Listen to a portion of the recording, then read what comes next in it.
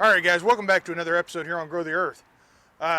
Before we get started with our video today, I want to invite you to go and visit my other media pages. If you're watching this on YouTube, we're also on Rumble, we're on Instagram, we're on TikTok, and I've also got a Facebook group. Now all these links are right here below me, and there are some things that if you're watching me on YouTube that you're not seeing if you're not visiting my other pages. Instagram, TikTok, and Rumble have all got extra videos that you're not seeing here. Also, if you are on Facebook, go join my Facebook page. We've got a bunch of different people there that can answer a bunch of questions for you. You know, you're able to actually have access to me directly to where you can ask me questions if you need to. And you can find all the information that you need to know to grow your garden better. So now let's get on with the video.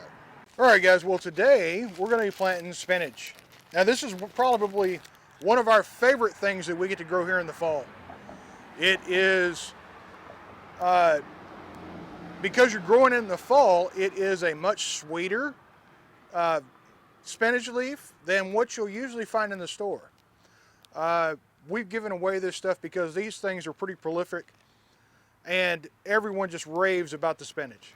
So, and the varieties that we grow is a Giant Noble and a Bloomsdale spinach. Now, of course, as the name suggests, the Giant Noble is a much larger plant. Actually, the leaves are going to be larger. I wouldn't say it's a larger plant, but the leaves are going to be a little larger. And it is, it's just, they're wonderful. Just like the Bloomsdale is a wonderful spinach, and they have a little bit smaller leaf than the Giant Noble. But one thing that we've got to keep in mind whenever we're planting spinach is whenever you read the back of a package, it's going to have how many days to maturity. But again, that is designed for your commercial farmers who are going to be harvesting this stuff all at one time. They're going to be pulling up the whole plant basically. Whereas we here in the home garden, we're going to do almost a cut and come again method. We're going to harvest the outside leaves as it grows. So once your plant starts growing and those outside leaves get to a point to where you want to pick them, then cut them off. It's not going to hurt the plants. So one thing that we have to remember about spinaches is they grow a lot like a strawberry plant. In other words, the plant actually grows from almost a rhizome in the center. They grow from a head, which means that if we cut the leaves that are in the center of that plant, the plant will die. So we always want to harvest from the outside of the plant and not any of the leaves that are growing right out of the center. There will always be 3 to 5 leaves in the center of that plant that are relatively small, and we need to make sure that we leave those. Until they're replaced, we don't want to pick those because that's going to allow us to continue to harvest throughout the fall and even into the winter. Especially if you're living here around, like where we are around the Texas Gulf Coast, there may be times that where we don't really get, we may get a light frost, which spinach plants are very hardy and they will survive a light frost. But there's many years that we don't get a really hard freeze and we don't actually get snow. So those spinach plants will survive and continue to go on. Now, one other difference between the Bloomsdale and the Giant Noble is the Bloomsdale is more heat tolerant and will go a little longer before it bolts. Whereas as soon as it gets above, 60 degrees or so, the Giant Noble will actually start bolting, whereas the Bloomsdale will hang on until it gets into the 70s or so. And we also have to remember that that is ground temperature, not necessarily air temperature. So as long as we keep the roots cool on these, they'll continue to go and go and go until they go to seed. Now, these are a little bit larger seed, but still, we're not planting these things but maybe 1/4 of an inch deep. So, now we're going to get to planting our seed.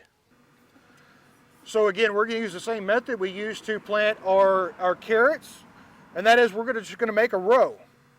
Of course, I've got a garden stake here, but you can use a piece of wood, a stick off of your tree. I just like to use this method because it allows me to kind of get away from it and get me a good eyeball on the size of the row, make sure the row is relatively straight, and I can control my depth a little bit more. So with these, if you don't want to thin, and like I said, they're relatively, they're a larger seed. I mean, they're about the size of a pepper seed, and you can really control how many you're dropping.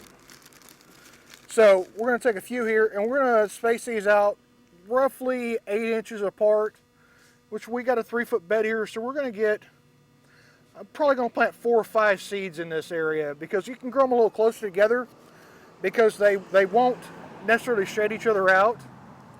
You can almost do like a high intensity planting, to where you plant them relatively close together, and they kind of grow out to the sides and not necessarily out towards the other plants. So we're going to space these guys out, and don't mind the old man groans there. When you get to an age, you'll understand.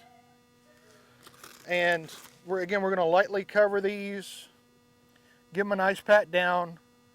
You don't want to plant these anything more than maybe a quarter to maybe at ½ an inch is about all you want to plant these down in, because again, the seeds they contain all the energy they need to make a sprout, but after they get to be a sprout, then they're going to need that sunlight, they're going to need that energy in order to continue to grow. One other thing, spinach, they do have a root system, but it's not very deep. It's a relatively shallow root system. So if you don't have the loosest soil in the world, you're going to be just fine. Spinach is one of those things that if you're a container gardener, I would highly suggest you grow, because you can actually plant them relatively close together, and they don't crowd each other out, too much. They'll grow in a relatively confined area, and you too can have some nice salad spinach for whenever you want, whether you live in an apartment or if you've got an in-ground garden like we do. And also, when you harvest, it's a good time to break out those scissors that we've talked about before. Cutting those leaves off will give the plant less stress, and you won't accidentally pull that plant out because of the shallow root system it has. I tell you this from experience, that the root system being very shallow like that can make an issue if you're trying to pinch them off, or you're trying to twist or pull. So definitely use a good pair of sharp scissors and come out here and harvest what you need. So guys, as always, I ask you to pray over your family, pray over your garden, and have a great day.